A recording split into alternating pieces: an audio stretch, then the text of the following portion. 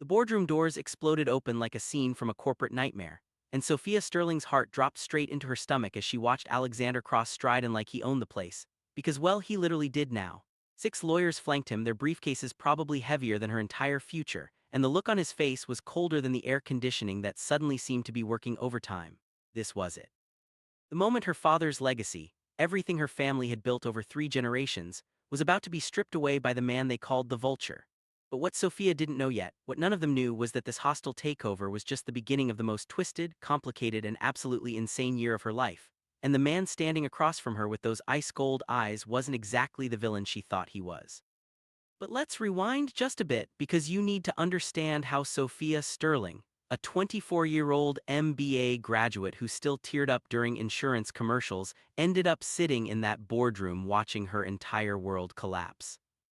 3 months earlier, Sophia had been walking across the stage at her graduation, diploma in hand, ready to save Sterling Industries from whatever financial trouble her uncle Marcus kept nervously mentioning in their weekly phone calls. Her father, Richard Sterling, had suffered a massive stroke 2 years prior and the medical bills were astronomical, but Sophia had a plan.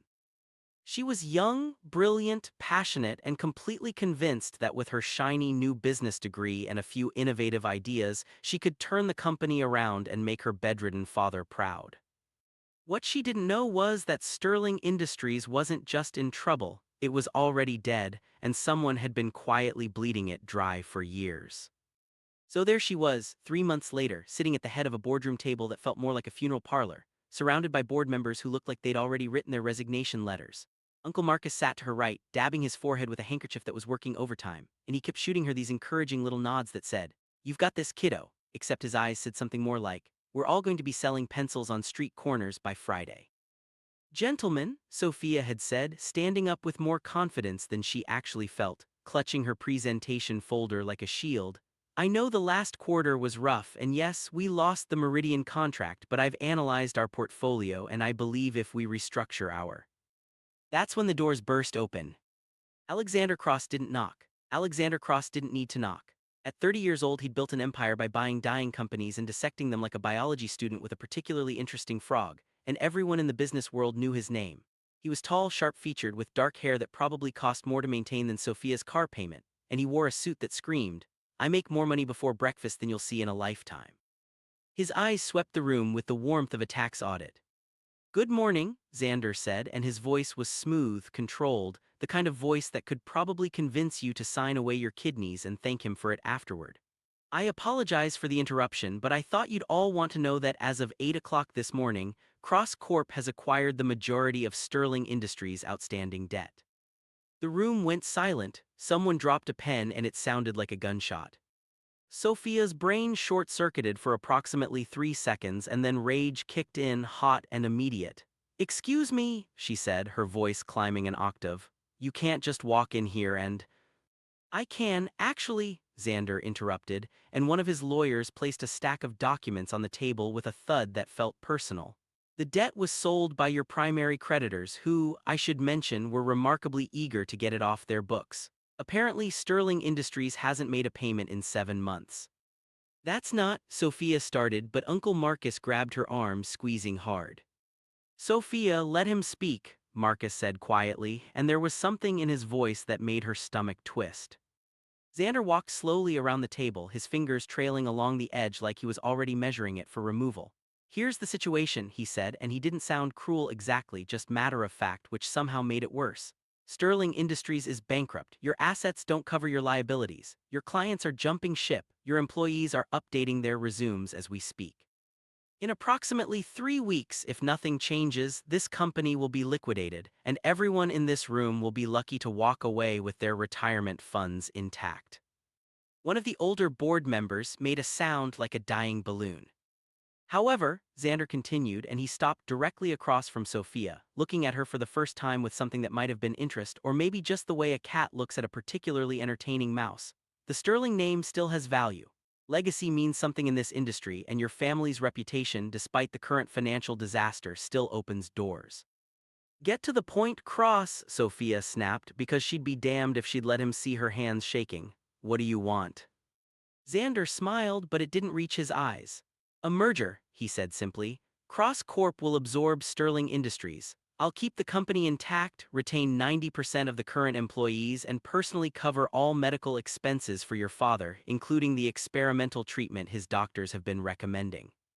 Sophia's heart lurched. The treatment cost nearly $500,000 and their insurance had already denied it twice. What's the catch? She asked, because there was always a catch, especially when vultures came bearing gifts. Xander reached into his jacket and pulled out a single sheet of paper, placing it on the table in front of her. The merger needs to be legitimate in the public eye, he said. CrossCorp has a reputation for being ruthless, and frankly my board thinks I need to soften my image. Marrying into a respected legacy family would accomplish that. It would also tie our companies together in a way that satisfies my investors and protects your father's name from being dragged through bankruptcy court. Sophia stared at the paper. It was a marriage contract. An actual legal binding marriage contract with clauses and subsections and a duration of no less than 12 months. You've got to be kidding me, she whispered. I assure you I don't joke about business, Xander replied. This is a transaction, Miss Sterling. I need a wife who comes from the right background. You need your father to survive and your family's company to exist beyond next month. It's simple mathematics. Fam, if you're feeling this story, do me a favor real quick. Smash that like button and drop a comment telling me where in the world you're watching from. This journey is about to get wild and I want you right here with me for every twist. And hey, if you're new to the channel, hit that subscribe button and join this storytelling family because trust me, you don't want to miss what happens next. Now let's get back to Sophia because her nightmare was just beginning. Uncle Marcus was suddenly at her side, his hand on her shoulder, his voice low and urgent in her ear. Sophia, honey, can we talk privately for just a moment? Xander gestured graciously toward the door. Take all the time you need, he said. But I should mention that your father's next round of treatments is scheduled for Friday and his current insurance coverage expires at midnight tonight. It wasn't a threat, it was a fact, which somehow made it so much worse. Uncle Marcus practically dragged Sophia into the hallway, and the moment the door closed, his whole demeanor changed. The nervous, sweating uncle disappeared, replaced by someone harder, angrier. Listen to me very carefully, he said, gripping both her arms. That man in there destroyed us. He's been sabotaging this company for 2 years, stealing our clients, planting spies, manipulating our stock price. He orchestrated this entire collapse so he could swoop in and buy us for pennies on the dollar. What? Sophia felt dizzy. How do you know? Because I've been watching him trying to gather evidence, but he's too careful, Marcus said, and his eyes were intense, almost wild. But now he's made a mistake. He wants you inside his house thinking you'll just be a pretty trophy wife. But Sophia, you're brilliant. You're your father's daughter. You can get inside, find his weaknesses, discover how he's been destroying companies, and when you do, we can expose him. We can take everything from him the way he took everything from us. Sophia's mind was racing. You want me to spy on him? I want you to save your father, Marcus said firmly. Because if you don't sign that contract, Richard Sterling dies and everything he built dies with him. But if you do this, if you play along, we can beat Cross at his own game. Sophia looked back through the boardroom window at Alexander Cross, who was calmly checking his phone like he hadn't just dropped a nuclear bomb on her entire existence. She thought about her father lying in that hospital bed, unable to speak, unable to move, his eyes still sharp and aware, watching helplessly as his life's work crumbled. She thought about the experimental treatment that might give him back his speech, his mobility, maybe even his life. She thought about how much she hated the man in that boardroom.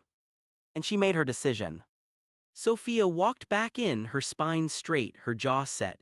She picked up the contract, scanned through the key points: separate residences within the primary domicile, public appearances as required, financial arrangements, termination clause after 12 months, and then she picked up the pen. I have conditions, she said. Xander raised an eyebrow. I'm listening. My father gets the best care available, no matter the cost. The Sterling name stays on the building, and you don't touch the employees without consulting me first. Agreed, Xander said without hesitation. Sophia signed her name, each letter feeling like a small piece of her soul being bargained away. She looked up at Xander, meeting those cold eyes directly. I'll be your wife, she said clearly, but don't expect me to ever love you. Xander took the contract, glanced at her signature, and something flickered across his face: amusement, maybe, or respect, or possibly just satisfaction at closing a deal. I don't need your love, Sophia, he said quietly. I just need your signature. He extended his hand for a handshake. She took it, and his grip was firm, warm, completely professional. "Welcome to Cross Corp, Mrs. Cross," he said. And Sophia Sterling realized with a sinking feeling in her stomach that she'd just signed a deal with the devil himself, and there was absolutely no backing out now. What Sophia doesn't know yet is that everything she believes about Alexander Cross is a carefully constructed lie, and the real villain is standing right next to her, wearing the mask of family. Moving into Alexander Cross's penthouse was like stepping into a museum designed by someone who thought emotions were a design flaw. Everything was sharp angles and cold marble, floor-to-ceiling windows that overlooked the city like a throne room, and furniture that looked expensive enough to require its own insurance policy. Sophia stood in the massive living room with her 3 suitcases, which suddenly looked pathetically small against the vast emptiness of the space, and wondered if it was possible to feel homesick for a place you'd never actually liked in the first place. "Your room is down the left hallway, last door," Xander said, not looking up from his phone as he walked past her toward what she assumed was his office. "Mine is on the right side. The kitchen is fully stocked, though I'm rarely here for meals. Mrs. Chen comes in twice a week to clean, but she's very discreet. You won't even know she's here." "How romantic," Sophia muttered, dragging her largest suitcase across marble that was probably worth more than her entire college tuition. Xander paused, glanced back at her struggling with the luggage, and for a split second she thought he might offer to help. Instead, he said, "There's a gym on the lower level if you need to work out any aggression," and then disappeared into his office, the door clicking shut with a finality that felt like a period at the end of a very short, very cold sentence. "Perfect," Sophia said to the empty penthouse. "This is just perfect." Her bedroom, and calling it a bedroom felt like calling the Pacific Ocean a puddle, was actually beautiful in that sterile, hotel suite kind of way. King-size bed with sheets that probably had a thread count higher than her credit score, a walk-in closet big enough to host a small wedding, and a bathroom with a tub that looked like it could double as a small swimming pool. It was the kind of luxury that should have felt like a dream, except it felt more like a very expensive prison cell. Sophia unpacked her clothes, hanging her modest work wardrobe next to the empty space that seemed to mock her, and then sat on the edge of the bed, pulling out her phone. She had 17 missed calls from Uncle Marcus and a text that just said, "Remember the plan, find his weaknesses, I'm counting on you." Right, the plan: be the perfect wife in public, spy on Cross in private, find evidence of his corporate crimes, and take him down from the inside. Simple, totally doable. Nothing could possibly go wrong with this absolutely insane scheme. Sophia spent the first 3 days getting familiar with the penthouse layout and Xander's routine, which was apparently wake up at 5 in the morning, work out for exactly 1 hour, shower, drink black coffee that smelled like it could strip paint, work in his office until midnight and barely acknowledge her existence. They passed each other in hallways like professional ghosts, exchanging nods that said, "Yes, I acknowledge you are a human being who also lives here," and absolutely nothing else. It was, honestly, kind of insulting. She'd mentally prepared herself for arguments, for tension, for him to be difficult or demanding or at least somewhat present, but instead she got a roommate who acted like she was a moderately interesting piece of furniture. On day 4, Sophia decided to test the waters. She waited until Xander was in his office on an important call. She could hear him through the door, his voice sharp and commanding as he negotiated something that involved words like acquisition and leverage. And then she casually walked into his study. It was all dark wood and leather, the kind of room where powerful men probably made decisions that affected thousands of lives before lunch. His laptop sat on the desk, password protected but potentially hackable if she could just figure out his system. She tried his birthday, she'd done her research, nothing. She tried variations of Cross Corp, nothing. She tried Vulture as a joke, still nothing. "It's not going to work," Xander's voice came from directly behind her, and Sophia nearly jumped out of her skin, spinning around to find him leaning against the doorframe with his arms crossed, looking more amused than angry. "I was just," Sophia started, her face burning.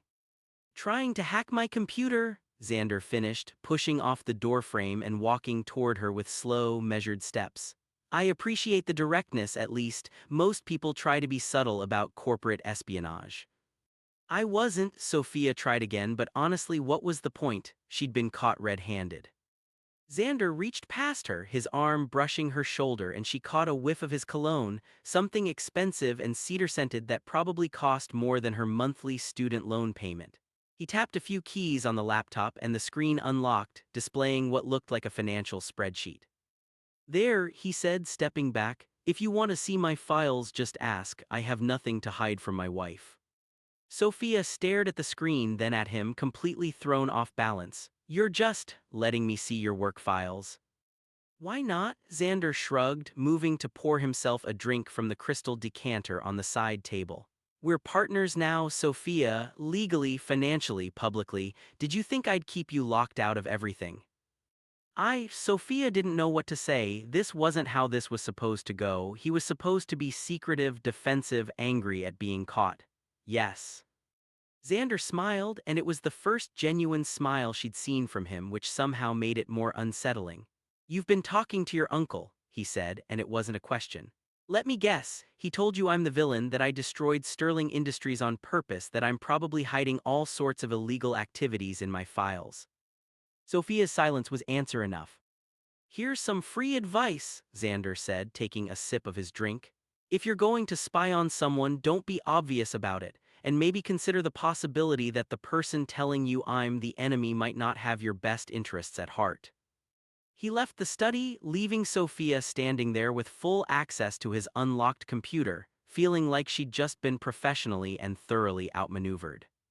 But Uncle Marcus was counting on her, so Sophia spent the next hour combing through Xander's files looking for anything suspicious.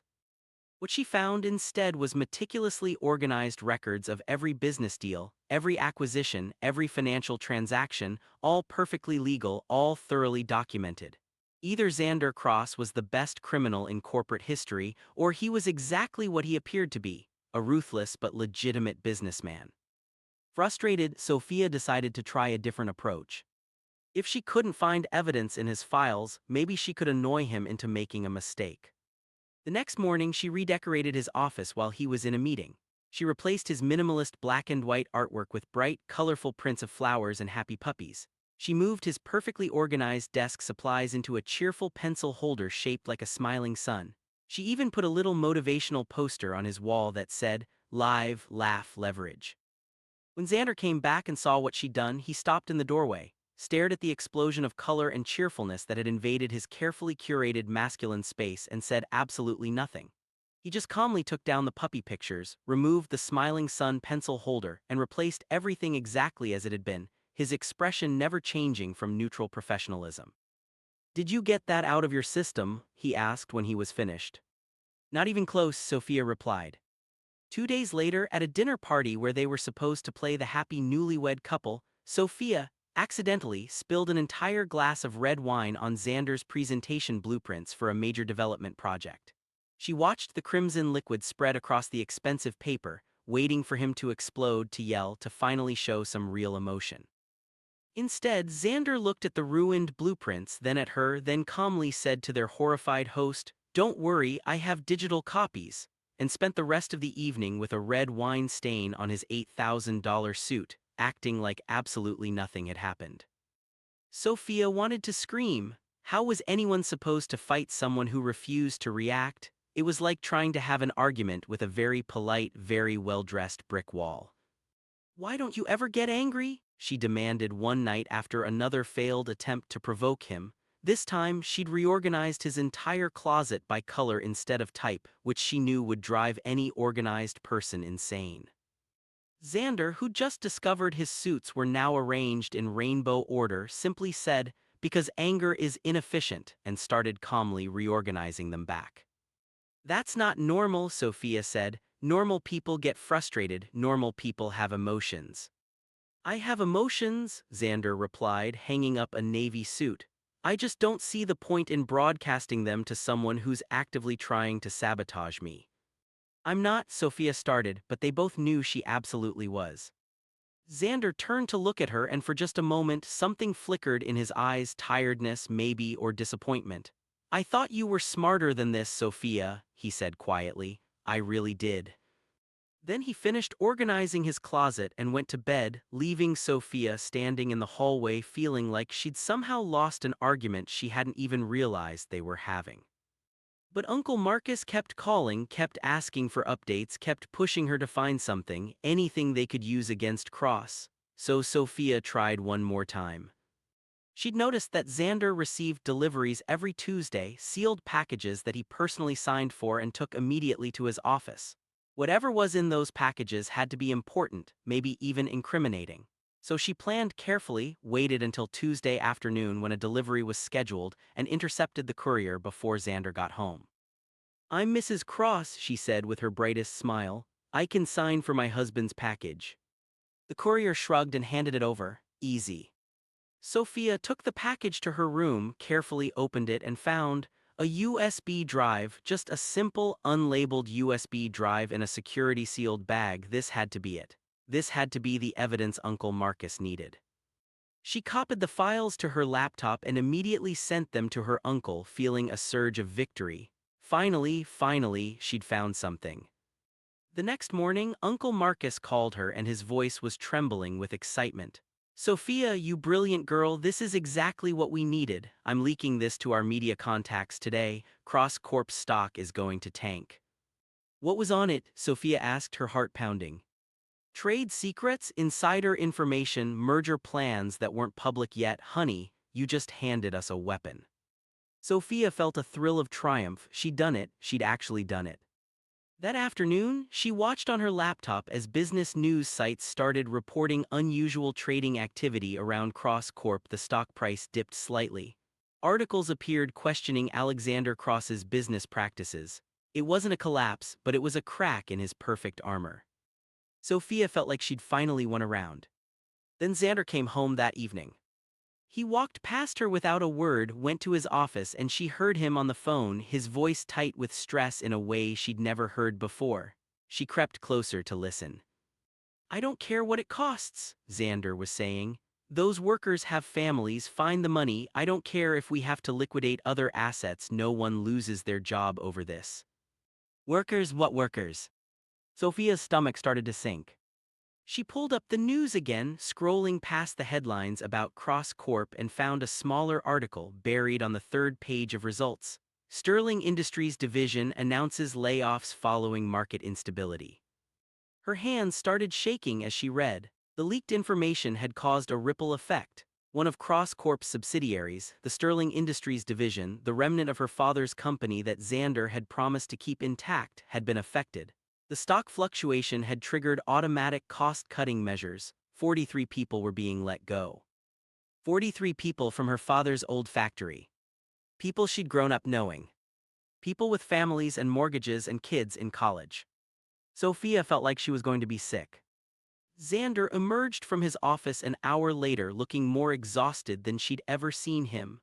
His tie was loose, his hair disheveled from running his hands through it, and there were shadows under his eyes that hadn't been there that morning. He looked at her and there was no anger in his expression, just disappointment, deep, profound disappointment. "I thought you were smarter than them, Sophia," he said quietly. "I didn't," she started, her voice breaking. "I didn't know it would." "You didn't know because you didn't ask," Xander said. "You didn't think, you just assumed I was the villain and acted accordingly. That USB drive contained merger plans that weren't public yet because timing matters in business. Release information at the wrong time and people get hurt. Real people, not abstract concepts, actual human beings who now have to figure out how to feed their families." Sophia felt tears burning in her eyes. "I was trying to." "You were trying to destroy me," Xander interrupted, and now there was an edge to his voice, a flash of actual anger. "And you didn't care who got caught in the crossfire. Congratulations, Sophia, you just caused layoffs at your own father's company. I hope whatever your uncle promised you was worth it." He walked away, leaving Sophia standing in the middle of their cold, beautiful penthouse, realizing with horrifying clarity that she'd been played, that she was a pawn in a game she didn't understand, and that maybe, just maybe, she'd been fighting on the wrong side all along. Sophia didn't sleep that night. She lay in her enormous bed, staring at the ceiling, replaying the devastated look on Xander's face over and over in her mind like some kind of cruel movie that wouldn't stop. 43 people. 43 families affected because she'd been so convinced she was the hero in this story that she hadn't bothered to check if maybe, just maybe, she was actually the villain. At 3 in the morning, she gave up on sleep and padded into the kitchen, hoping some warm milk or tea or possibly an entire bottle of wine might quiet the guilt gnawing at her insides. What she found instead was Xander, sitting at the breakfast bar in sweatpants and a t-shirt, the most casual she'd ever seen him. staring at his laptop with the kind of exhaustion that comes from carrying weight that's too heavy but refusing to put it down. Can't sleep either? He asked without looking up, and his voice was hoarse, tired in a way that made Sophia's chest ache. I'm sorry, she blurted out, because what else could she say? I'm so sorry, Xander, I didn't think. No, you didn't, he agreed, finally looking at her. And there was no satisfaction in his eyes, just weariness. But I managed to pull enough strings to reverse most of the damage. 38 of those 43 people will have their jobs back by Monday. The other 5 are taking early retirement packages that are frankly too generous, but it's better than leaving them with nothing. Sophia felt something crack in her chest. You fixed it. I told you I'd protect Sterling Industries, Xander said simply. That includes the people who work there. I keep my promises, Sophia, even when the people I make them to are actively working against me. He closed his laptop and stood up, moving toward the refrigerator like this conversation was just another Tuesday night chat and not the moment Sophia's entire worldview was crumbling. He pulled out ingredients for what looked like a sandwich, turkey, cheese, lettuce, and started assembling it with the same precise efficiency he brought to everything else. Want one? He offered, and the normalcy of the question was somehow more jarring than if he'd yelled at her. I don't understand you, Sophia said, her voice small. I just tried to destroy you and you're making me a sandwich.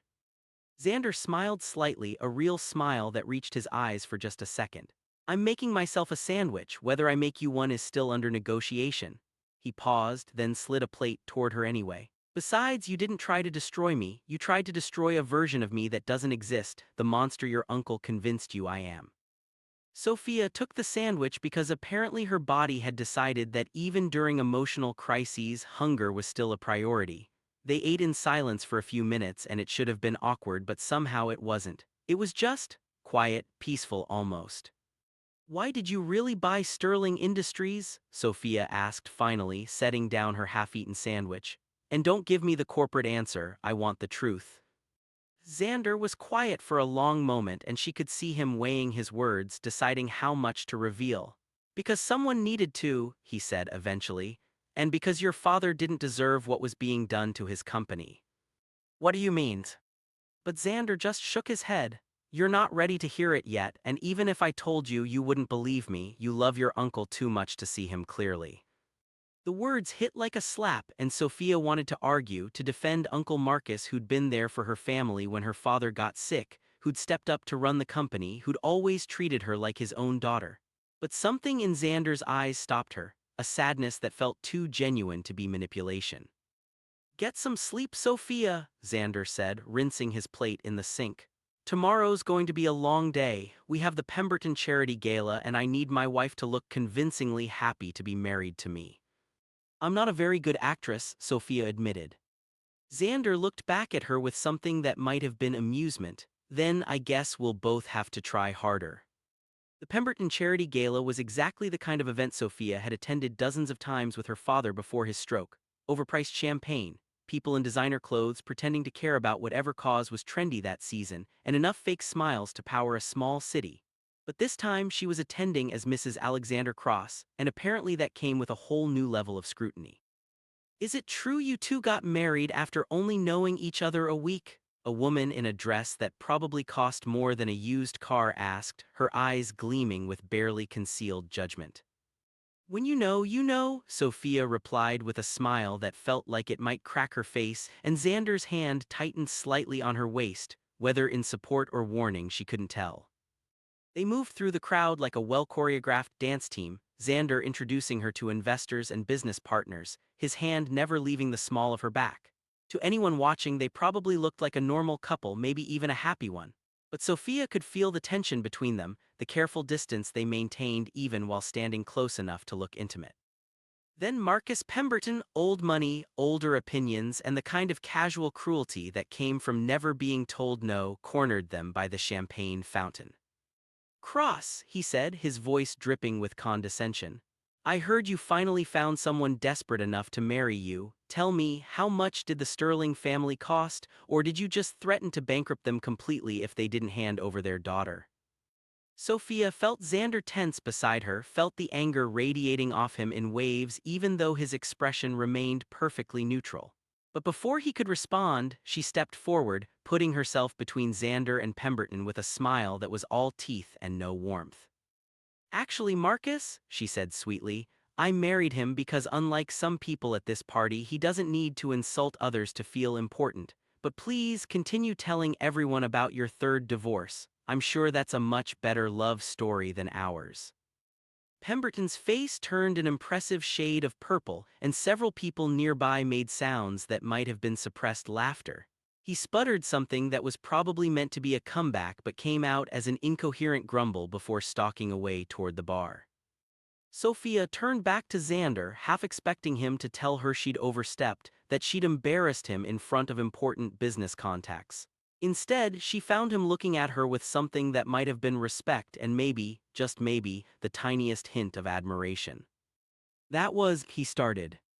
"Inappropriate," Sophia offered. "Unprofessional, a complete disaster."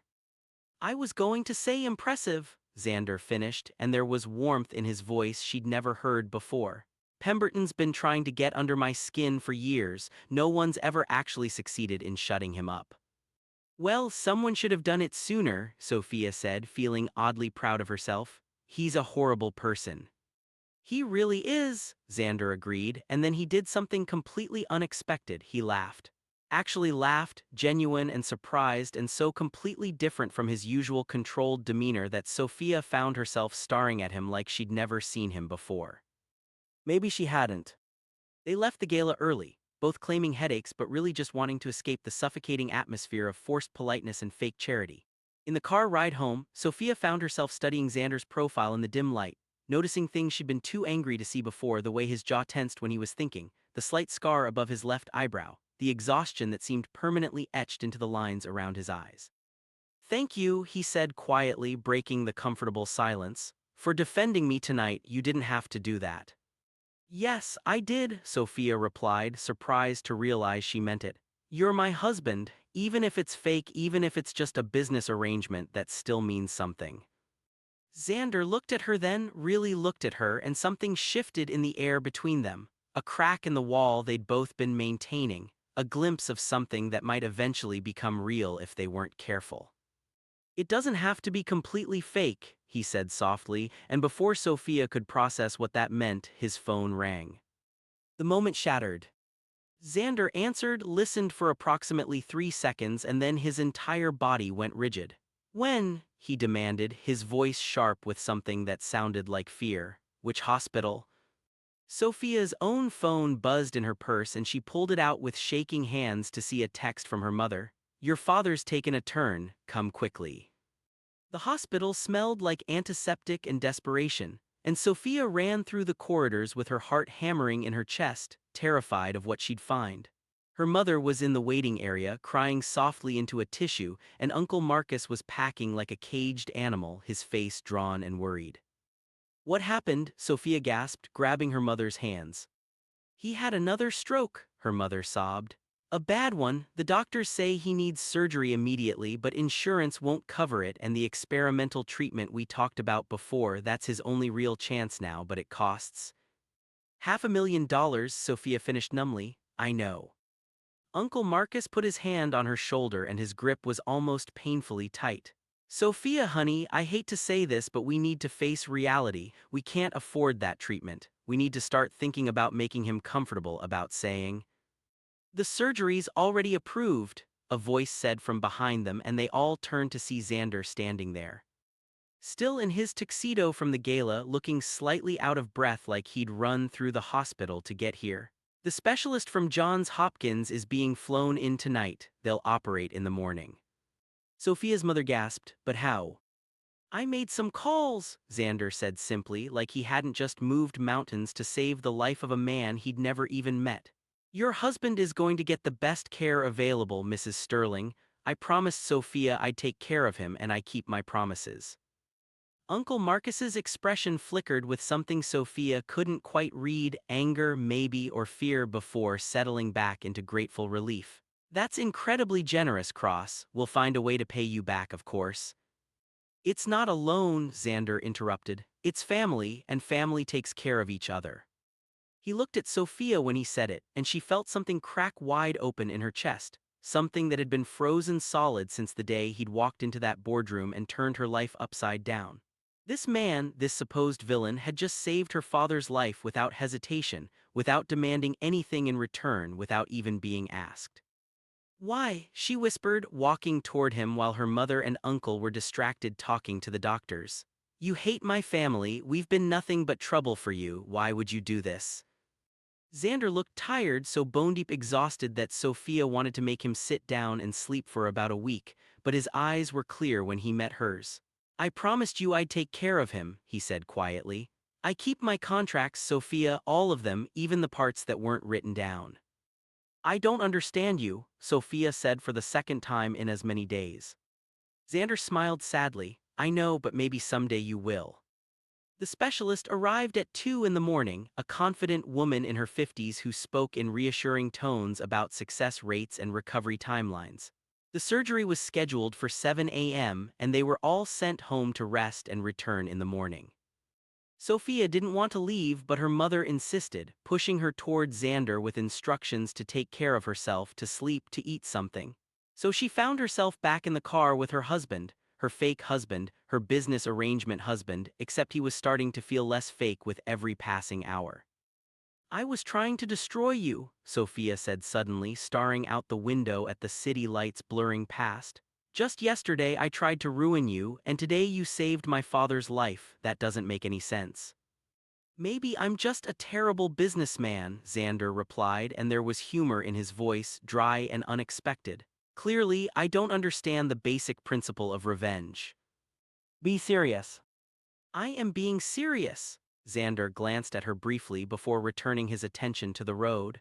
"Sophia, you were acting on bad information manipulated by someone you trust. That doesn't make you evil, it makes you human, and it definitely doesn't mean your father deserves to suffer." Sophia felt tears burning in her eyes again, and she was so tired of crying, tired of feeling confused and guilty and grateful all at the same time. "I don't know what to believe anymore," she admitted. "About you, about Uncle Marcus, about any of this." "Then don't believe anything yet," Xander said. "Just observe, watch, think for yourself instead of letting other people tell you what to think. You're brilliant, Sophia. I saw your grades, your thesis, your business proposals. You're more than capable of figuring out the truth if you actually look for it." They pulled into the parking garage of the penthouse building, and Xander turned off the engine, but neither of them moved to get out. They just sat there in the silence, the weight of the day pressing down on both of them. "Thank you," Sophia said finally, "for my father, for today, for everything." Xander reached over and squeezed her hand once briefly, and his touch was warm and real and somehow more intimate than any of their staged public displays of affection had been. "Get some sleep," he said gently. "Your father's going to pull through, and when he does, he's going to need you strong." Sophia nodded, but as they rode the elevator up to the penthouse in silence, she couldn't stop thinking about the fact that for the first time since this nightmare began, she wasn't sure who the real enemy was anymore. And that uncertainty was somehow more terrifying than anything else. Sophia's father survived the surgery. More than survived, the specialist said he'd exceeded all expectations, that with physical therapy and time, Richard Sterling might actually regain significant function, possibly even his speech. It was the kind of miracle that made Sophia's mother cry happy tears and made Uncle Marcus pace the hospital corridors muttering about second chances and divine intervention in a way that should have felt comforting but somehow just made Sophia's skin crawl. She couldn't explain why exactly. Maybe it was the way Marcus's smile didn't quite reach his eyes when the doctor delivered the good news, or how he kept checking his phone during the celebration like he was expecting bad news, or just the fact that Xander's words kept echoing in her head. "You're not ready to hear it yet. You love your uncle too much to see him clearly." What did that even mean? Over the next 2 weeks, Sophia found herself in a strange new routine. She'd spend mornings at the hospital with her father, watching him slowly regain movement in his fingers, seeing awareness and intelligence return to his eyes even if the words weren't there yet. Then she'd return to the penthouse, where she and Xander had somehow settled into something that almost resembled a real marriage, shared meals, conversations about their days, comfortable silences that didn't feel quite so cold anymore. It was unsettling, honestly. Sophia had prepared herself for war, and instead she was getting domesticity. Xander would ask about her father's progress over dinner. She'd tell him about the physical therapist's optimism, and he'd share stories about his own day, business deals explained in ways she could actually understand, frustrations with difficult clients, even the occasional joke that made her laugh despite herself. I don't get it, she said one evening while they were cleaning up after dinner. Another new development. Xander had insisted they give Mrs. Chen a week off after she'd mentioned her daughter was visiting from out of state. Why are you being so nice to me? Xander paused in the middle of loading the dishwasher, a wine glass in his hand, and gave her a look that was part amusement, part exasperation. Because we're married, Sophia, and because contrary to popular opinion, I'm not actually a monster. But I tried to sabotage you. Yes, you did, multiple times. Very creatively, I might add. The puppy pictures were a particularly nice touch. He closed the dishwasher and leaned against the counter, studying her with those sharp eyes that always made her feel like he could see straight through whatever facade she was trying to maintain. But you also defended me at the gala. You're trying to be better, and frankly, holding grudges is exhausting. I'd rather just move forward. You're very weird for a ruthless CEO, Sophia said. And you're very bad at corporate espionage for an MBA graduate, Xander countered with a slight smile. I guess we're both disappointing our respective stereotypes. It should have been an insult, but somehow it felt like the most honest conversation they'd had since this whole mess started, and Sophia found herself smiling back. That's when her phone rang. Uncle Marcus. I need to see you, he said without preamble, his voice tight with urgency. Alone, it's important. Sophia glanced at Xander, who'd gone very still, his expression carefully neutral. When? Now meet me at that coffee shop near your old apartment, you know the one, and Sophia, don't tell Cross this is family business. The call ended before she could respond. Let me guess, Xander said quietly, your uncle wants to meet and you're not supposed to tell me about it. Sophia felt caught, torn between the family loyalty she'd always taken for granted and this new, fragile thing building between her and Xander. He said it's important. I'm sure he did. Xander turned away, opening the refrigerator and pulling out a bottle of water like this conversation wasn't slowly ripping something apart. You should go, he's your family, I'm just the guy you signed a contract with. The words stung more than they should have, and Sophia found herself reaching out, touching his arm before she could think better of it. Xander. It's fine, Sophia. He looked at her then, and there was something sad in his eyes, something resigned. I knew this was coming eventually, just be careful, okay, and if anything feels wrong. If he asks you to do something that doesn't sit right with you, trust that instinct. You really don't like him, do you? I really don't, Xander agreed. But you need to figure out why on your own. No one else can do it for you. The coffee shop was nearly empty, just a few students hunched over laptops and a barista who looked like she'd rather be literally anywhere else. Uncle Marcus was already there, sitting in the back corner with 2 cups of coffee, and he stood up when he saw her, pulling her into a hug that felt just slightly too tight, too desperate. Thank God you came, he said, his voice low and urgent.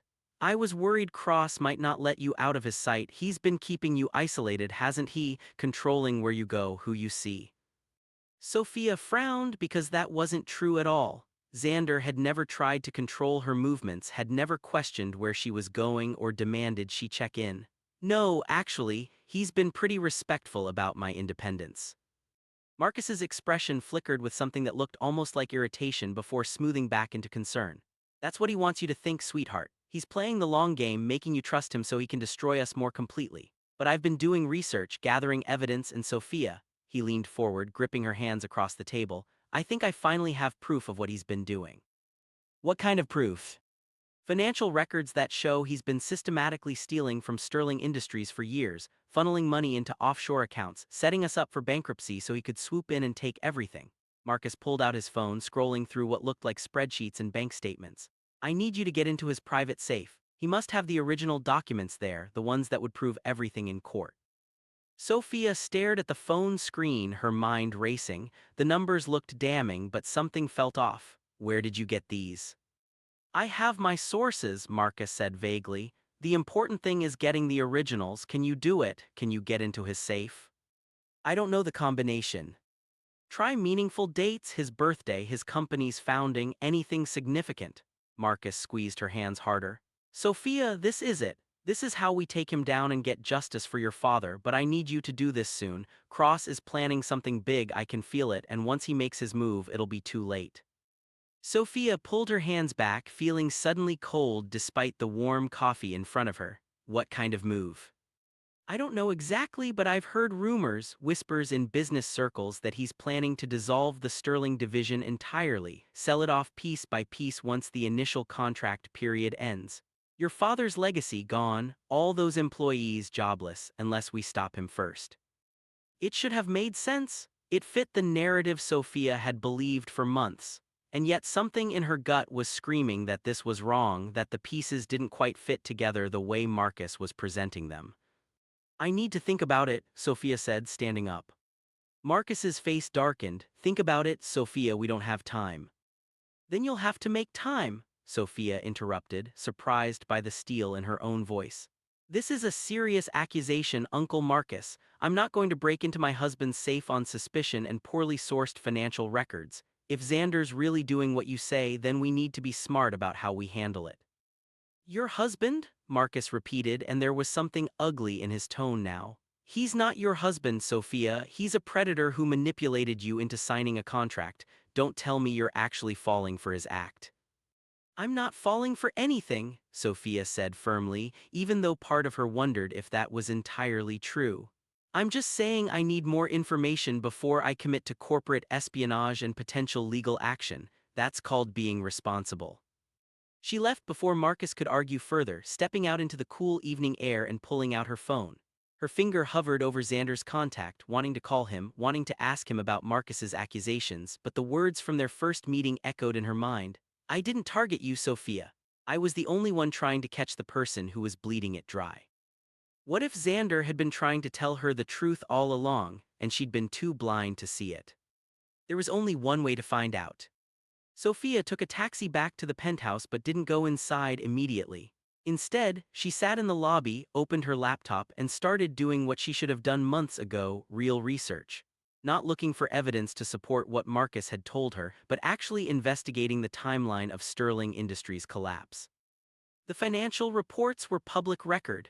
She pulled them up year by year, watching the steady decline that had started not 2 years ago when Xander supposedly began his sabotage, but nearly 10 years ago, long before Xander had even entered the picture. She cross-referenced the dates with company decisions, major expenditures, and found patterns that made her stomach turn. Large withdrawals marked as consulting fees and business development that didn't correspond to any actual projects. Client contracts that were mysteriously renegotiated at lower rates right before renewal. Investments in failing ventures that any competent business person would have avoided. And every single one of those decisions had been signed off by the person running the company during her father's illness. Uncle Marcus.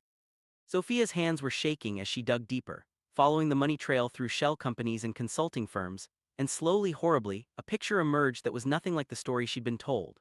Marcus hadn't been trying to save Sterling Industries. He'd been systematically destroying it, siphoning off assets, gambling with company funds, making deliberately bad decisions that would tank the value so he could eventually sell it to the highest bidder. And when Xander had started investigating, when he'd gotten too close to discovering the truth, Marcus had convinced Sophia that Xander was the enemy, had turned her into a weapon aimed at the one person who was actually trying to help. Sophia was going to be sick. She closed her laptop, rode the elevator up to the penthouse in a daze, and walked through the door to find Xander sitting in the living room with a glass of scotch, staring out at the city lights like he was trying to find answers in the skyline. Did you meet with him? Xander asked without turning around.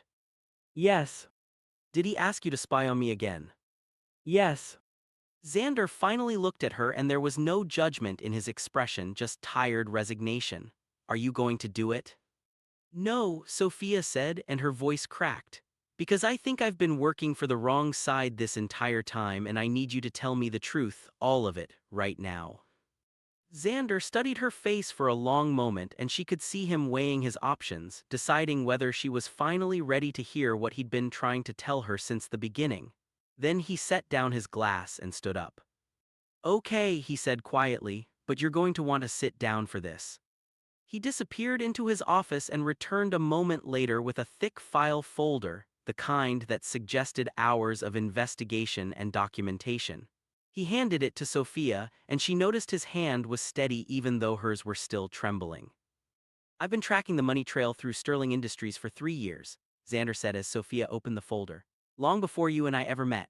Your uncle has been embezzling from the company since shortly after your father's stroke. using shell corporations and fake consulting fees to hide the theft. He gambled away approximately $8 million of company funds in Atlantic City and Las Vegas. He sold your client list to your top 3 competitors. And when I started getting close to exposing him, he convinced you that I was the villain so you'd help him destroy the evidence. Sophia flipped through page after page of bank statements, transaction records, casino receipts, all with Marcus's signature. There were photos of him meeting with competitors, emails discussing the sale of confidential information, spreadsheets tracking the systematic dismantling of her father's company. The marriage, Sophia whispered, looking up at him with tears streaming down her face. You said it was to fix your image, but that was a lie, wasn't it? Xander's expression was gentle, sad. I needed to get you away from Marcus's influence and give you legal power to fight back. As my wife, you have access to 50% voting rights in Cross Corp, which includes the Sterling division. You're the only person who can legally fire him and press charges. I couldn't tell you the truth because you would have told him and he would have destroyed evidence or worse, Xander's jaw tightened, he would have hurt you to keep you quiet. The safe, Sophia said suddenly, her mind racing. Marcus told me to break into your safe to look for evidence. He said you'd have documents proving your crimes. I don't keep the originals in my safe, Xander said quietly. Those are with my lawyers and the federal investigators who have been building a case against him. But the combination to my safe is the date of your father's stroke. The day I started investigating because I knew something was wrong, knew someone was taking advantage of a sick man and his family. Sophia felt something break inside her, all the carefully constructed walls she'd built around her heart crumbling as she realized just how thoroughly she'd been manipulated, how completely Marcus had used her love and loyalty as a weapon against the one person trying to help. He threatened my father, she said, her voice hollow. He told me if I released your file he'd pull the plug. He has power of attorney. Xander's expression went dangerously cold, the ruthless CEO returning in full force. Not anymore, he doesn't. I had my lawyers file an emergency motion last week based on suspected financial elder abuse. The power of attorney was transferred to your mother, pending investigation. He can't touch your father, Sophia, I made sure of that. Why? Sophia demanded, standing up and facing him, the folder clutched in her hands like evidence at a trial. Why go through all this? Why marry me, put up with my sabotage, save my father's life? You could have just exposed Marcus and bought the company without any of this drama. Xander stood too, and for the first time since she'd met him, she saw real emotion break through his carefully controlled exterior, frustration, exhaustion, and something that looked dangerously close to affection. Because you reminded me why I started doing this in the first place, he said, his voice rough. I built my company by buying dying businesses, and yes, sometimes that meant liquidating them, but I always tried to save what could be saved, to protect the workers, to do right by people who'd been taken advantage of. And then somewhere along the way, I forgot that. I became exactly what people called me, the vulture. But you, Sophia, with your passion and your loyalty and your absolute conviction that family was worth fighting for, even when you were fighting on the wrong side, you reminded me that businesses are made of people, that every spreadsheet represents real lives, real families. He stepped closer and Sophia could see exhaustion in every line of his face, could see the weight he'd been carrying alone while she'd been too blind to notice. I couldn't tell you the truth because you had to discover it yourself, Xander continued. You had to see Marcus for what he really is, not because I told you, but because you're smart enough and strong enough to figure it out. And now you have, so the question is, what are you going to do about it? Sophia looked down at the folder in her hands, at the irrefutable evidence of her uncle's betrayal, and felt fury burning through the grief and confusion. Marcus had used her, had manipulated her father's illness, her family's desperation, her love and loyalty, all to cover up his own crimes, had turned her into a weapon against the one person who was actually trying to help. She pulled out her phone. What are you doing? Xander asked. Calling my uncle, Sophia said, her voice steady despite the rage shaking through her. I'm going to tell him I got into your safe, that I found evidence, and that he should come to the penthouse right away to see it. And when he gets here, we're going to end this. Xander's expression shifted into something that looked almost like pride. Are you sure this is going to destroy him? Your family will never be the same. He destroyed my family the day he started stealing from my father's company, Sophia said coldly. I'm just finishing what he started. She dialed Marcus's number, and when he answered, she forced herself to sound excited, breathless, like the naive girl she'd been when this nightmare began. "Uncle Marcus, I did it. I got into the safe. You need to come to the penthouse right now. You're not going to believe what I found." Uncle Marcus arrived at the penthouse 30 minutes later, which meant he'd probably broken at least a dozen traffic laws getting there, and honestly, Sophia found a dark satisfaction in that. Let him be eager.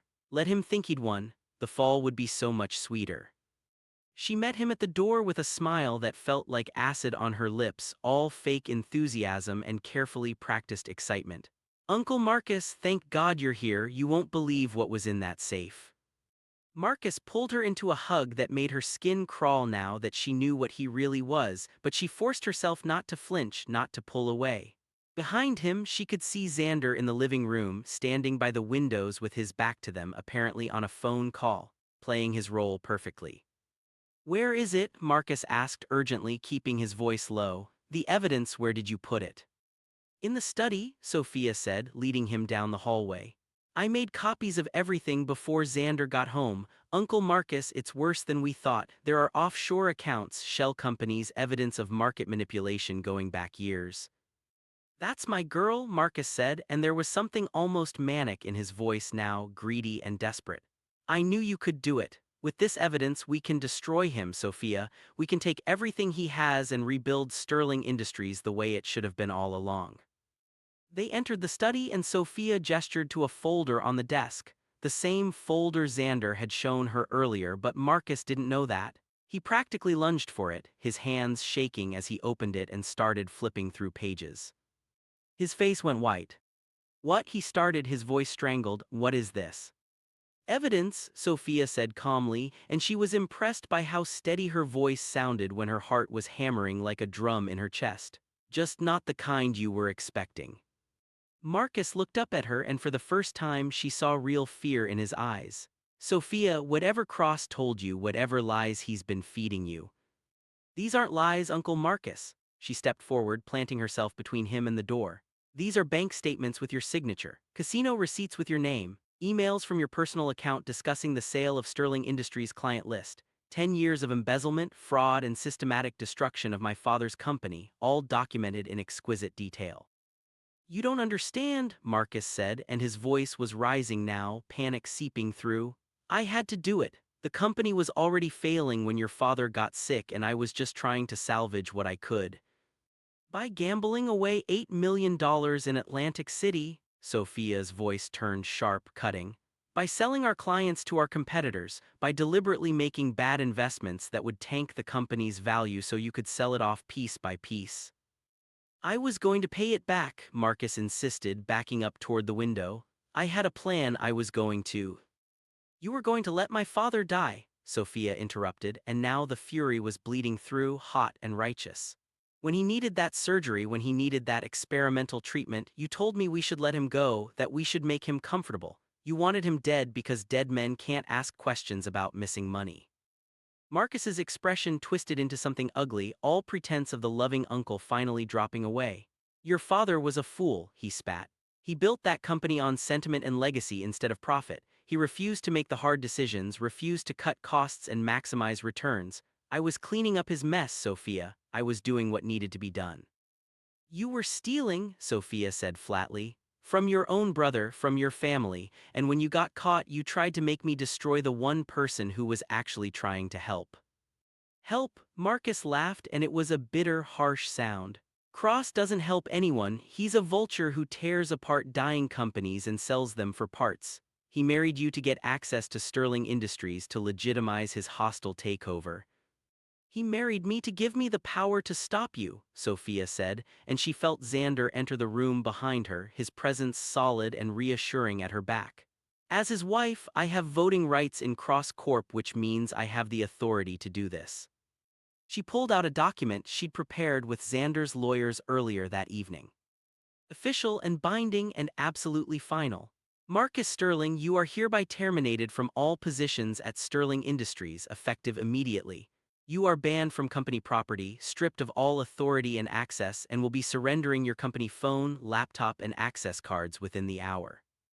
"You can't do this," Marcus snarled. I'll fight you in court. I'll tell everyone how Cross manipulated you, how he.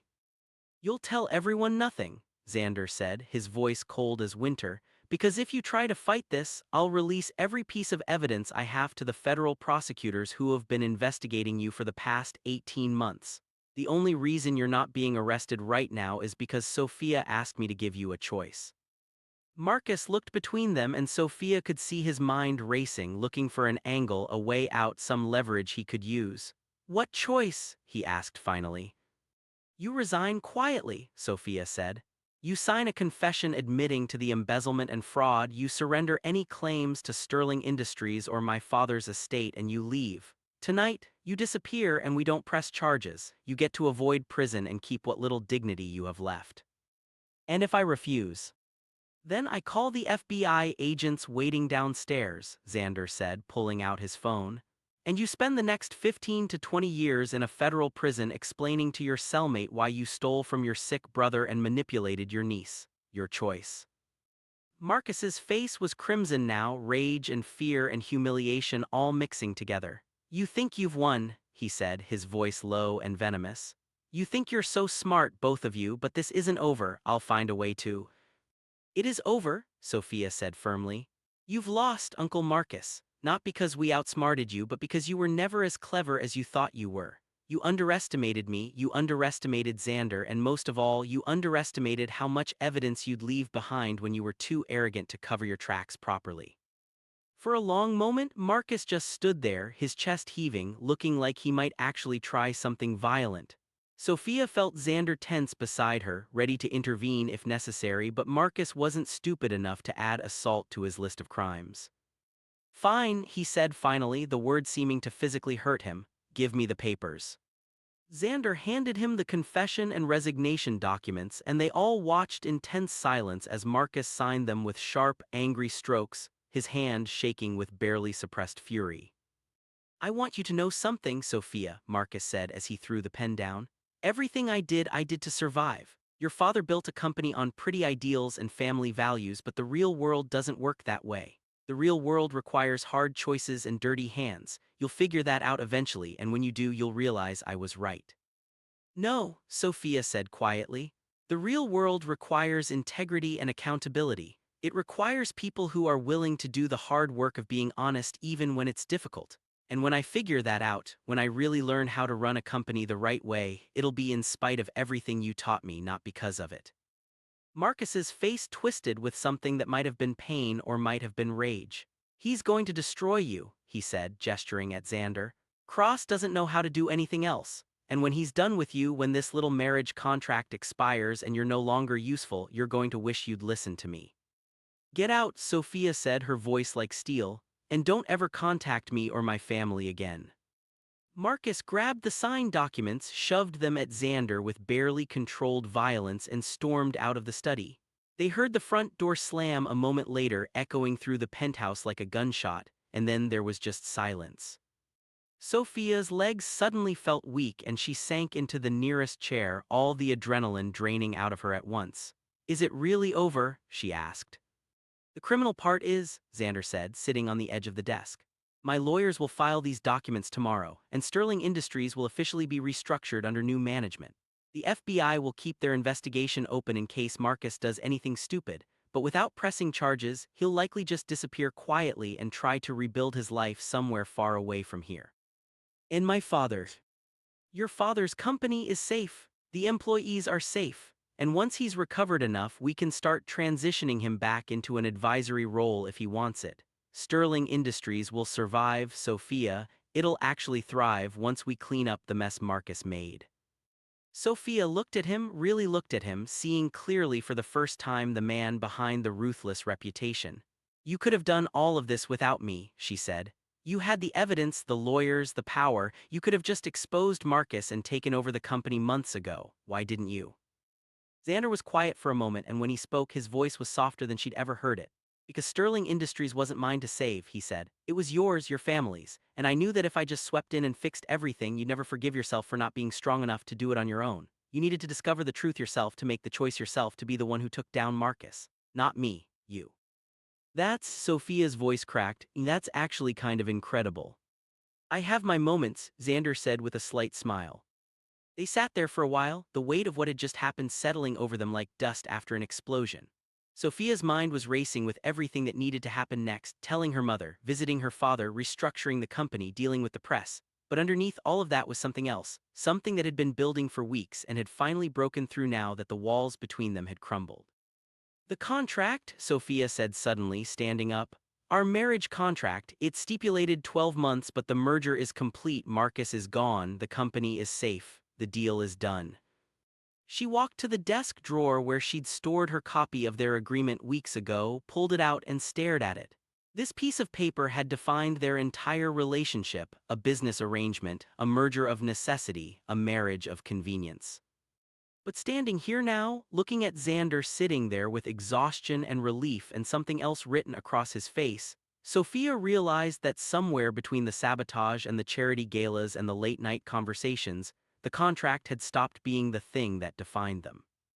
She handed it to him. You're free, she said quietly. You fulfilled your end of the bargain, you saved my father, protected the company, gave me the power to stop Marcus. You don't have to be married to me anymore if you don't want to be. Okay fam, real talk for a second.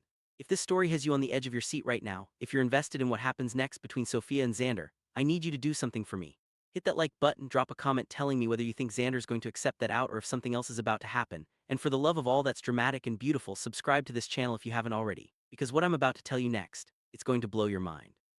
Now let's get back to this penthouse where two people are about to make a decision that changes everything. Xander took the contract, looked at it for a long moment and then very deliberately, very carefully he tore it in half. Then he tore it again, and again, until it was just confetti raining down onto his expensive desk, little pieces of legal obligations scattered like snow. What are you doing? Sophia whispered. Xander stood up, closing the distance between them, and there was something in his eyes that made Sophia's breath catch in her throat. I made a terrible investment initially, he said, echoing the words from that first day in the boardroom, but his tone was completely different now, warm, genuine, almost tender. I thought I was entering a business arrangement, a merger of convenience, a contract marriage that would solve both our problems and nothing more. And now, Sophia asked, her heart hammering, now I realize that somewhere between your terrible attempts at corporate espionage and your surprisingly effective defense of my honor at charity galas, I actually fell in love with my wife, Xander said quietly. The real you, Sophia. Not the suspicious girl who tried to hack my laptop or the vengeful niece who spilled wine on my blueprints, but the brilliant, passionate, fiercely loyal woman who was willing to marry a stranger to save her father's life, and who had the courage to face the truth even when it destroyed everything she thought she knew. Sophia felt tears burning in her eyes, but this time they weren't tears of grief or confusion, they were something else entirely. You love me? She asked, her voice barely above a whisper. Inconveniently, yes, Xander admitted with that slight smile she'd grown to love despite herself. And I understand if you don't feel the same way. God knows I gave you plenty of reasons to hate me, but if you're willing, if you want to try this again, not as a business arrangement or a merger of companies, but as two people who genuinely want to be together, then I'd like to start over. No contracts, no obligations, just us. Sophia looked at the shredded pieces of their marriage contract, then back at Xander, and felt something shift in her chest, something that had been frozen solid since the day her father had his stroke and her world fell apart. This man had saved her father's life, protected her family's company, endured her sabotage and suspicion, and given her the power to be the hero of her own story, not because he had to, but because he believed she deserved that chance. I don't want to start over, she said, and saw confusion flash across Xander's face before she continued. Because starting over means erasing everything that brought us here. The fights, the mistakes, the gradual learning to trust each other, that's all part of our story. I don't want to erase it. I want to keep it and build something better on top of it. So that's a yes? Xander asked, and there was hope in his voice that made him sound younger, more vulnerable than she'd ever heard him. That's a yes to trying, Sophia clarified, stepping closer. A yes to seeing where this goes without contracts or obligations, a yes to being genuinely married instead of just legally married. But Xander, Yes. if you ever keep another massive secret from me because you think I can't handle the truth, I will redecorate your entire office in neon colors and puppy posters, and I will never take them down. Xander laughed, genuinely laughed, and pulled her into a kiss that was nothing like their staged public displays of affection. This was real and warm and full of promise. When they finally broke apart, both slightly breathless, he rested his forehead against hers. Deal, he said, no more secrets, we're partners now, real partners. Good, Sophia said, because I have about 1,000 questions about how to actually run a company without embezzling from it, and apparently I married someone who's very good at that. I suppose I could give you some pointers, Xander said, his tone teasing. Consider it husbandly advice. Husbandly advice from a man who tried to hide his feelings behind corporate merger terminology for 6 months. I prefer to think of it as strategically delayed emotional disclosure. Sophia laughed, and it felt good, felt right, felt like maybe all the chaos and pain and confusion of the past months had led somewhere worth being. They had work to do, restructuring the company, helping her father recover, dealing with the aftermath of Marcus's exposure. But standing here in Xander's arms, Sophia felt like maybe, just maybe, they could handle it together. The next morning, they prepared for the emergency board meeting that would officially remove Marcus from power and restructure Sterling Industries. Sophia stood in front of the mirror in their bedroom, not her bedroom, their bedroom, because sometime during the night they decided separate rooms were ridiculous when they actually wanted to be together, adjusting the power suit Xander had bought her weeks ago but she'd been too stubborn to wear. Ready? Xander asked, appearing behind her in the mirror, looking devastatingly handsome in his own dark suit. Ready, Sophia confirmed, but as she turned to face him, her phone buzzed with a text. From an unknown number. Her blood went cold as she read the message. Did you really think it would be that easy, dear niece? I have one more card to play. Your father's medical records make very interesting reading. Perhaps the board would like to know exactly how incapacitated he really is, whether he's competent enough to have really wanted you making decisions for his company. See you at the meeting. M. Sophia's hands started shaking as the implications sank in. Marcus wasn't done. He was going to challenge her authority, question her father's mental competency, possibly even claim that Xander had manipulated a sick man's daughter to steal his company. Sophia, Xander's voice was sharp with concern. What is it? She handed him the phone, watching his expression darken as he read the message. He's going to fight us, she said, her earlier confidence crumbling.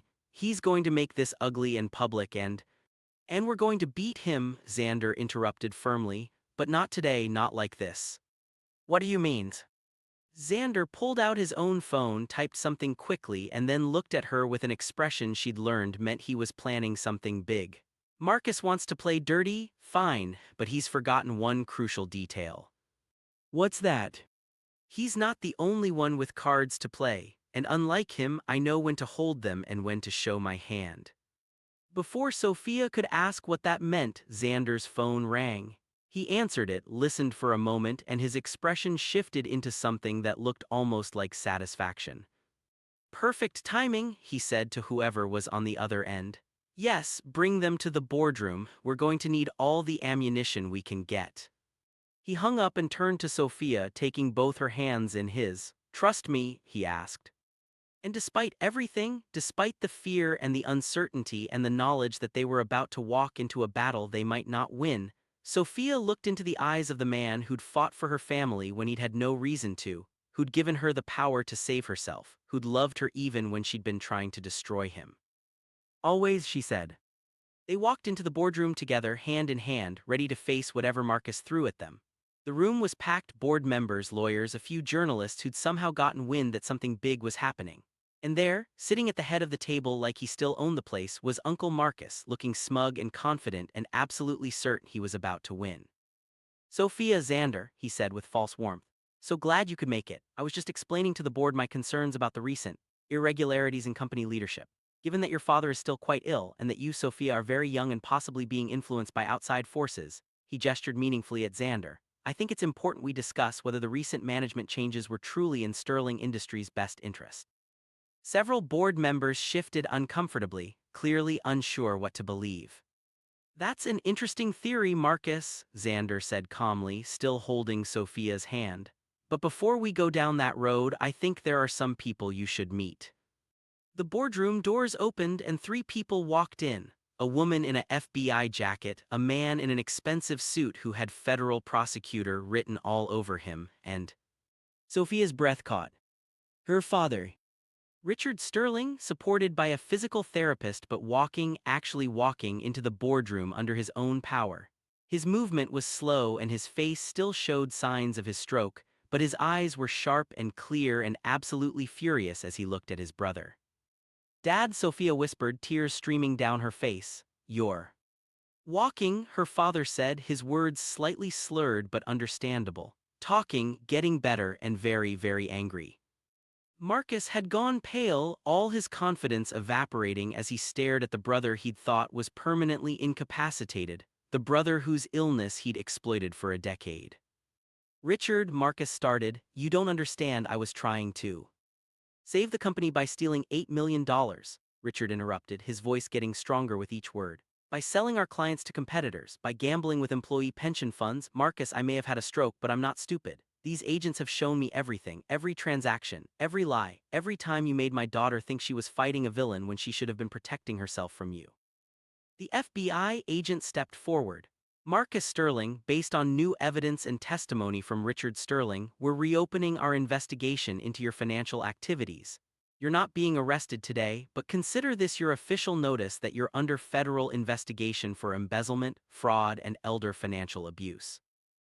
Yeah. Marcus looked around the room desperately, looking for an ally, an escape route, anything. But every face looked back at him with disgust or disappointment or carefully neutral legal assessment. "You can't do this," Marcus said, his voice rising. "Richard, I'm your brother, we're family, you can't just—" "You stopped being my family the day you stole from my company and manipulated my daughter," Richard said, and despite his physical limitations, his voice carried the authority of a man who'd built an empire and wasn't about to let anyone destroy it. "Sophia is now the official CEO of Sterling Industries, with Xander Cross serving as advisor and partner. You, Marcus, are done, not just with this company but with this family. And if I have any say in it, you'll spend the next decade in prison learning exactly what happens to people who prey on the vulnerable." The prosecutor stepped forward with documents. "We'll be in touch, Mr. Sterling. In the meantime, I'd strongly suggest you retain legal counsel." Marcus looked at Sophia one last time, and there was something in his eyes, hatred, maybe, or resentment, or just the bitter acknowledgement of complete defeat. "This isn't over," he said quietly. "Yes," Sophia said firmly, standing up straighter, "it really is." Marcus was escorted from the building by security, and the moment the doors closed behind him, Sophia rushed to her father, hugging him carefully while trying not to cry too hard on his expensive suit. "How?" she asked. "The doctors said it would be months before. Your husband threatened to fire every doctor in the hospital if they didn't make me well enough to testify," Richard said with a slight smile, looking at Xander. "And then he personally funded a month of intensive physical therapy so I could walk into this boardroom and tell my brother exactly what I think of him."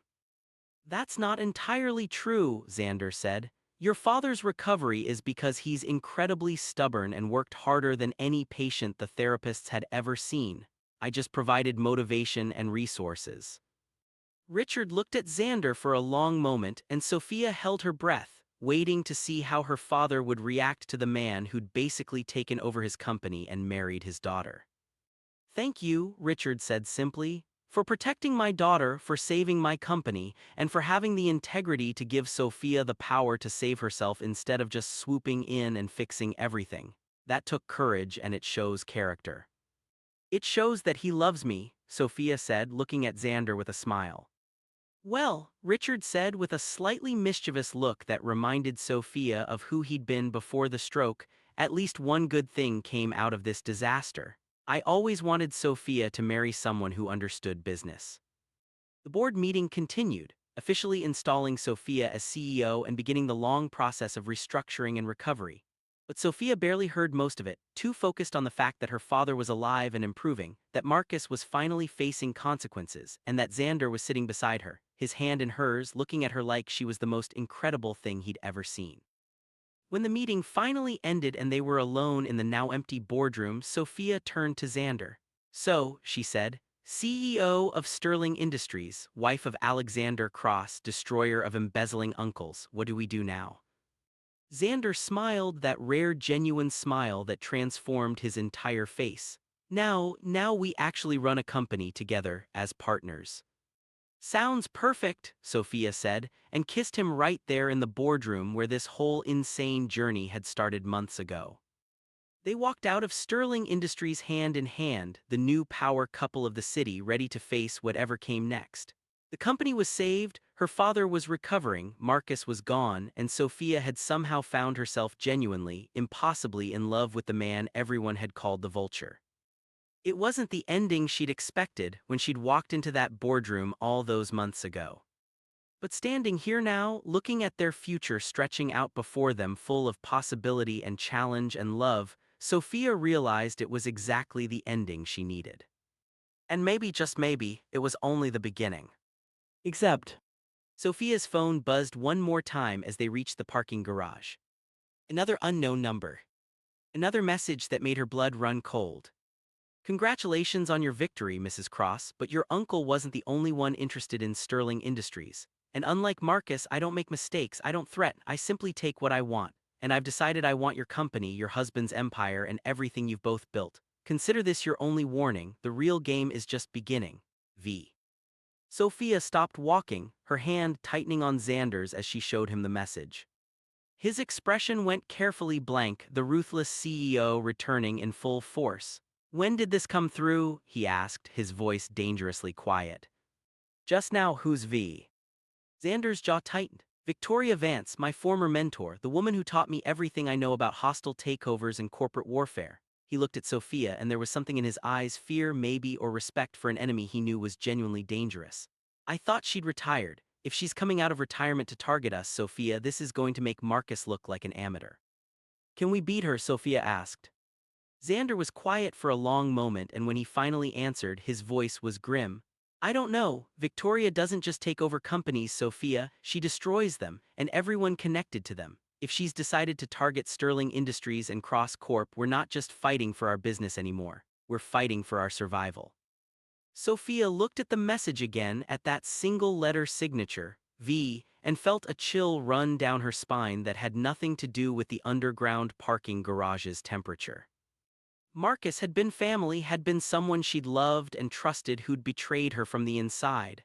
But this was something else entirely. This was a predator who'd announced their presence, who'd warned them they were being hunted, and who clearly believed they'd already won. Then I guess we'd better learn how to fight someone who plays to win, Sophia said, lifting her chin with determination she didn't entirely feel. Because I'm not losing everything we just saved. Xander pulled her close and she could feel the tension in his body, the warrior preparing for battle. Together? He asked. Always, Sophia confirmed. They got in the car and drove toward the penthouse, neither speaking, both thinking about the message and what it meant. The war with Marcus was over. They'd won that battle, saved the company, protected her father, and even found love in the process. But as Sophia stared out at the city lights blurring past, she couldn't shake the feeling that they'd just finished the tutorial level and the real game, the one that would test everything they'd learned, everything they'd built, everything they meant to each other was only just beginning. And somewhere out there, Victoria Vance was watching, waiting, and planning her first move. Fam, I'm going to need you to take a deep breath right now because we just went from happily ever after to oh no, what fresh nightmare is this in about 60 seconds flat. Drop a massive like on this video if you're as shook as I am right now. Comment part 2 if you need to know what happens when Victoria Vance comes for everything Sophia and Xander have built. And subscribe because this story is far from over. Sophia and Xander thought they'd won, thought they'd defeated the villain and earned their happy ending, but the truth is, they've just attracted the attention of someone so dangerous, so ruthless that even the Vulture himself is scared. And trust me, you do not want to miss what happens next. This is just the beginning and I'll see you in the next chapter of this absolute insanity. Until then, stay dramatic, stay invested, and remember, in the world of corporate warfare there's always a bigger predator waiting in the shadows.